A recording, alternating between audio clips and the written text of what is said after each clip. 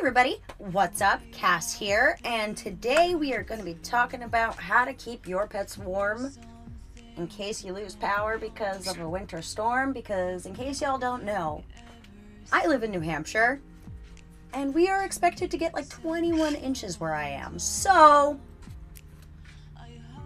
there's a possibility of a power outage, and I'm going to show you how I keep my pets safe. So let's get to it. Alright, so we are going to start with our little feathery friends, because honestly they are probably the most susceptible to the cold and the ones that will be most greatly affected and most easily affected. Let's be realistic, most of our other pets are pretty forgiving with a lot of things. Reptiles, we'll talk about that later. Regardless, first we're going to talk about Mr. Angus and how I'm going to keep him warm in the instance that I lose power. And let me just start with, first off, I live in a relatively small home, so it's not going to be that hard to keep heat in the first place, especially with the amount of heat that I have coming into the house. But in the case that I do lose power, I do have a little carrier that's already set up for him. And in that carrier, it's going to be a perch, food, water, just to keep him hydrated. And that's going to have a blanket on top with, in the pocket, it's going to have some hot hands just to keep it nice and warm in that little blanketed fort, I guess is a good way to put it. And that's how I'm going to take care of him. It's nice and simple, and it will keep him relatively warm, especially if you do layer like 2 or 3 hot hands in there. Again, they last 72 hours for the most part, and they don't get extraordinarily hot. Just make sure that you pay attention to the temperatures and remove hot hands and add hot hands as needed, just to make sure that your animals stay healthy and don't get sick, because the fluctuations are really where they're going to get the most sick. Now that we've discussed Angus, because it's pretty easy, he's going to go in a carrier and be in the primary living space rather than his room. Like I said, blanket over his carrier, hot hands in the pockets. The big thing is to keep everybody hydrated. Some animals can eat, some animals cannot eat. So it is very important that you know which ones you can and cannot feed. In his case, as long as he stays relatively warm in his little pocket, he can still eat. It's going to be dark. He's going to think it's nighttime. He's going to be pissed off. But hey, better than dying of being too cold. So with that being said, like I said, nice and easy for him. I already have a plan. I've had a plan since I got him. Again, I researched them for well over a decade before I even got him or even thought about getting a bird. So I was well prepared when I got him. Now, let's go into the other animals, because there's a little bit more caveats to the other animals. So next is going to be my mice specifically, but rodents, they are a little bit more cold tolerant than a lot of other animals. Obviously they live pretty much everywhere, but for the most part they are a little bit more cold tolerant. However, depending on how you keep them is going to depend on what you do to keep them warm.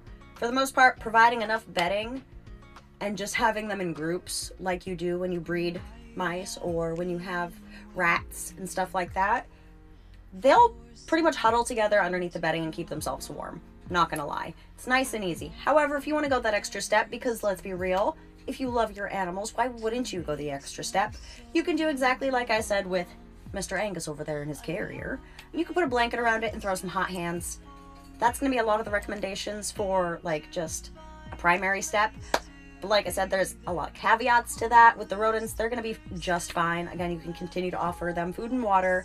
They're going to be just fine. The important thing is to keep everybody hydrated, as I said, and I'm going to keep saying, because hydration is going to be what really throws them downhill. So, now that we've talked about the mice and the rats, let's talk about the rabbits, because they kind of technically fall into this rodent category. And again, they are a little bit more cold resistant than, hi bud, they're a little bit more cold resistant than most animals. But with that being said, they do still need to be warm, and being too cold can still be harmful. They can still get sick. So if you're not going to keep them in your space, and if they're not already in your space where you're going to be trying to keep ambient warmth anyway, you can throw them in carriers. Like I said, I already have carriers prepared. I'm literally ready for this snowstorm to happen. I have carriers ready that I can put under a blanket, Put some hot hands in the pockets, put some hot hands on top, and keep them nice and warm. They don't have to be as warm because, again, they're comfortable at a wide range of temperatures and they're super fluffy. But still, it's nice to offer that heat and that additional support when it is extremely cold, because nobody wants to be extremely cold, let's be real. So there's that. I don't think I'm really forgetting anything.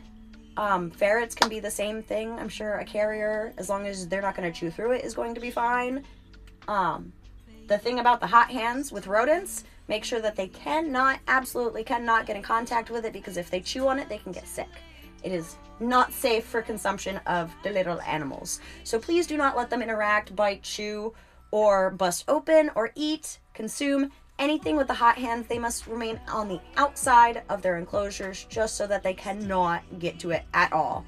And that's going to remain true for a lot of animals. A lot of animals are going to be naturally curious. They're going to want to dig when they're comfortable. They're going to nibble on stuff, just like rabbits do when they're so cute. But you got to be careful. You got to know that this can get them very, very sick, and you have to keep them at a good distance from it. Make sure that there's a barrier, a wall of an enclosure, wall of a carrier, a pocket of a carrier on the, like a pocket that's on the outside of the carrier. Just make sure that they don't come in contact with it, and that's really it. Hi, Papa Doos. Hello. Hi, Mr. Handsome Boy. Oh, hi, Angel. So yeah, now we've talked about the rodents, we talked about the rabbits. Guinea pigs are a little bit different than the rest of the rodents. They do need the warmth, and they do kind of struggle a little bit, especially when you have skinny pigs. A lot of people do provide little heaters, little heat pads for them, and that's a good option if you have a little battery bank or a little jumper box that can run it, especially for an extended period of time. But if you can't, I again recommend doing the same thing that you would with like the rabbit or the bird. Create a little carrier. If it has pockets, put the little hot hands in there or the heat pad in there or whatever you have. Put a blanket over it and just make sure that they stay nice and warm. If your pigs are friendly with each other, put them all together. That way they can huddle and be nice and comfy. Obviously, don't mix males and females. But there's that, and that is something to think about, especially if you are someone who has a large guinea pig collection or just loves guinea pigs, or someone like me who has a lot of different animals, a big variety of animals. That's something to think about. Cats and dogs are also a little different. If they're smaller, if they're hairless, if they struggle regulating their heat, again, carrier or crate, even better, because that way you can provide a litter box for your cat, or a little grass patch for your dog so they can still use the bathroom and not have to go outside into the cold. But there's the crate, there's the carrier. You can just make it nice and warm. They have little heat pads. You can use warm water bottles if you have like one of those little gas teeny tiny camping stoves. Some of them are rated for indoor use, and if it is, you can warm up water to put it in little water bottles and packs and stuff like that to keep your dog or cat warm. Then again, there's also heat pads if you have the battery bank for it, or you could just snuggle them and keep them close to you. It's going to be a hard time for a lot of those who do lose power for a significant amount of time, and I'm really just keeping my thoughts out there for you. I really hope that you and your animals just stay nice and warm. With that being said, again, with cats and dogs, you do have to worry about kennel stress if they're in the kennel for a while, so make sure that you do provide enrichment. You do let them out, not outside, of course, but out to interact with you, to make sure that you do keep their mental stimulation, offer them toys, variety of snacks, and just make sure that they stay comfortable, because a lot of these domestic house animals that are pretty much out and about in the house at all times do struggle when they're confined. So try to keep it nice and calm for them, nice and soothing, and yeah.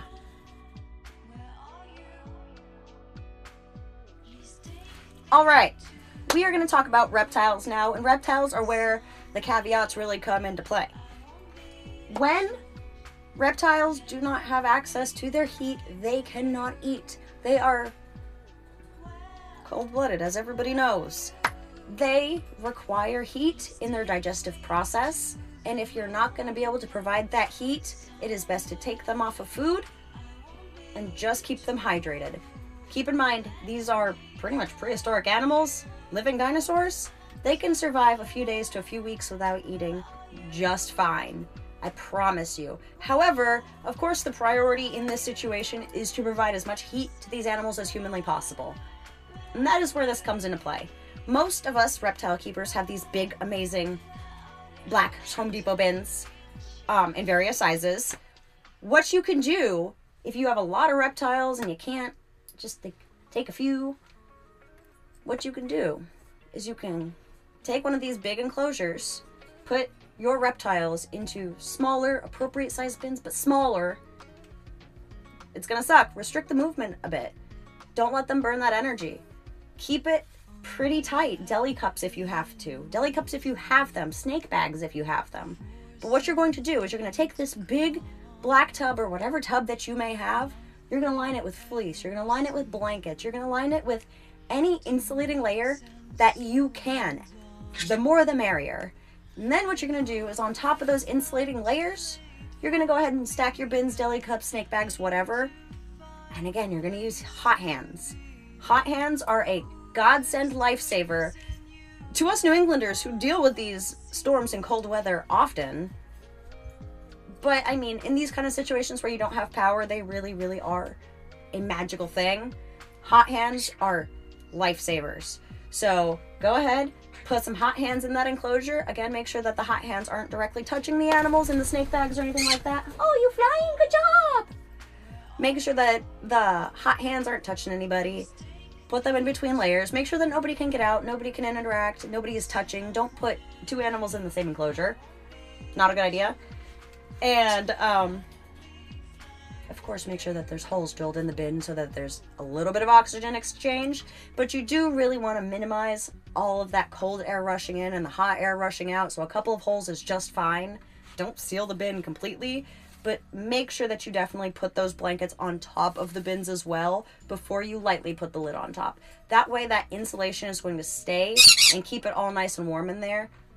I'd recommend also sticking one of those battery operated thermometer probes in there in a couple spots to make sure that nobody's getting cooked, because that would also suck.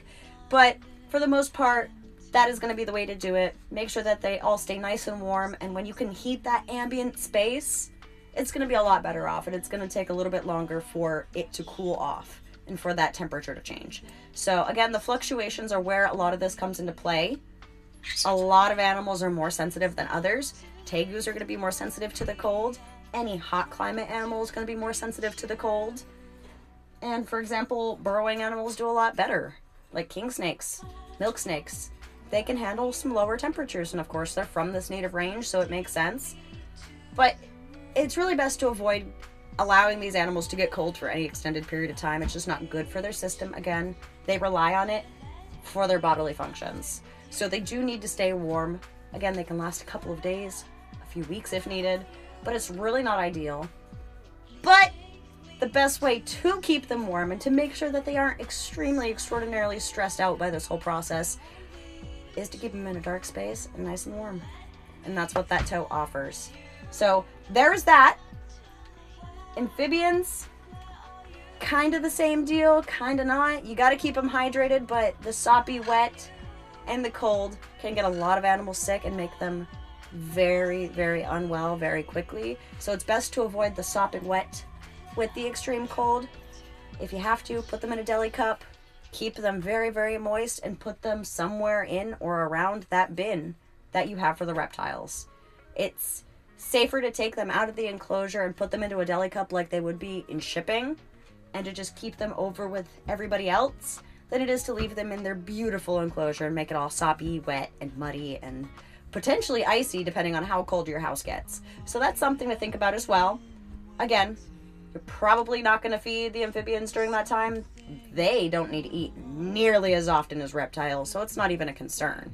But there is that. And then the final thing is going to be the inverts, the tarantulas. Most roaches aren't really going to be affected by that, but tarantulas, while they can handle lower temperatures, again, it's best to stress them out just a teeny bit, put them in a larger deli cup, and just put them in that space where they can stay a little bit warmer, because while, yes, they can handle much, much, much lower temperatures than pretty much any animal on this list, it's not worth the risk. If you have an extreme cold snap, if a seal cracks and a draft comes in, it's really just not worth the risk of losing a very, very nice member of your family. So it's better to just collect everybody, deli bag, box them all up as if they were going to be shipped, and just put them into a couple of totes depending on how many you have, and make sure that you keep everybody nice and warm and nice and safe.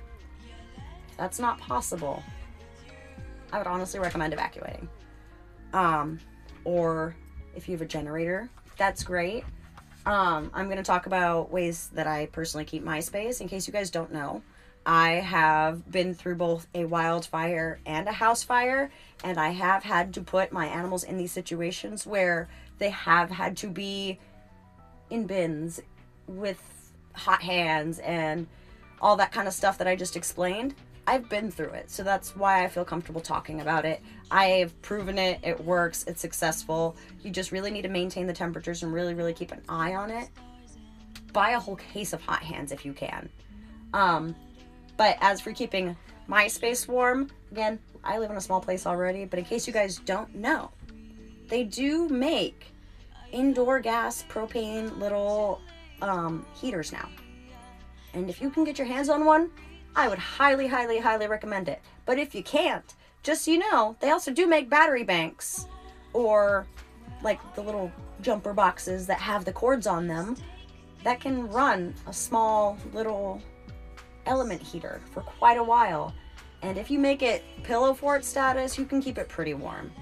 I'm just saying, I want you all to stay safe. This is a very worrisome event just because I know the impacts, especially the icing in the south. I hope that everybody is okay. Please, please, please stay safe.